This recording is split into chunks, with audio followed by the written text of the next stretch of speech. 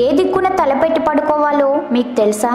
చాలా మందికి ఉండే సందేహం తల ఎటువైపు పెట్టుకొని పడుకోవాలి అని.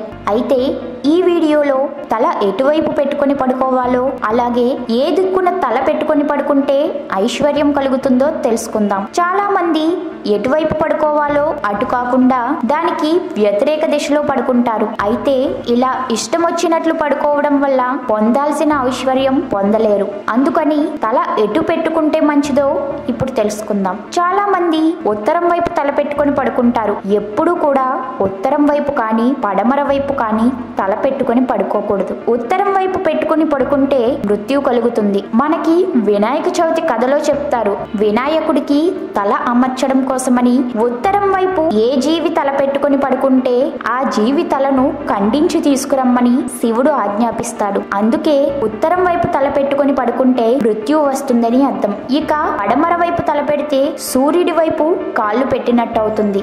ఉదయించే సూర్యుడికి మన పాదాలు చూపించినటువంటి దోషం కలుగుతుంది. అందువల్ల మన ఆరోగ్యం పాడవుతుంది. అందుకే పడమర వైపు తల పెట్టుకుని పడుకునే వాళ్ళు ఎప్పుడూ అనారోగ్యంతో బాధపడుతూ ఉంటారు. ఇక ఉత్తరం వైపు తల పెట్టుకుని పడుకుంటే పొద్దున్నే కళ్ళు తెరవగానే దక్షిణమైనటువంటి యమస్థానం కనపడుతుంది. యమస్థానాన్ని చూడటం మృత్యుప్రదం. అందుకని దక్షిణం వైపు తల పెట్టుకుని పడుకోవాలి. చాలా మంది దక్షిణం వైపు కూడా తల పెట్టుకుని పడుకోకూడదంటారు. కానీ దక్షిణం వైపు తల పెట్టుకోవచ్చు. ఇది పెద్దలు చెప్పిన మాట. అలాగే తూర్పు వైపు తల పెట్టుకుని పడుకోవచ్చు. అంతే తప్ప ఉత్తరం వైపు పశ్చిమం వైపు కనుక తల పెట్టుకుని పడుకుంటే అనారోగ్యం, మృత్యు భయం కలుగుతాయి. కాబట్టి తూర్పుకి గాని దక్షిణానికి గాని తల పెట్టుకుని పడుకుంటే ఆర్థిక ఇబ్బందులు తొలగిపోయి అనారోగ్య సమస్యలు మీ దరి చేరవు. ఈ వీడియో మీకు నచ్చితే లైక్ చేయండి, షేర్ చేయండి.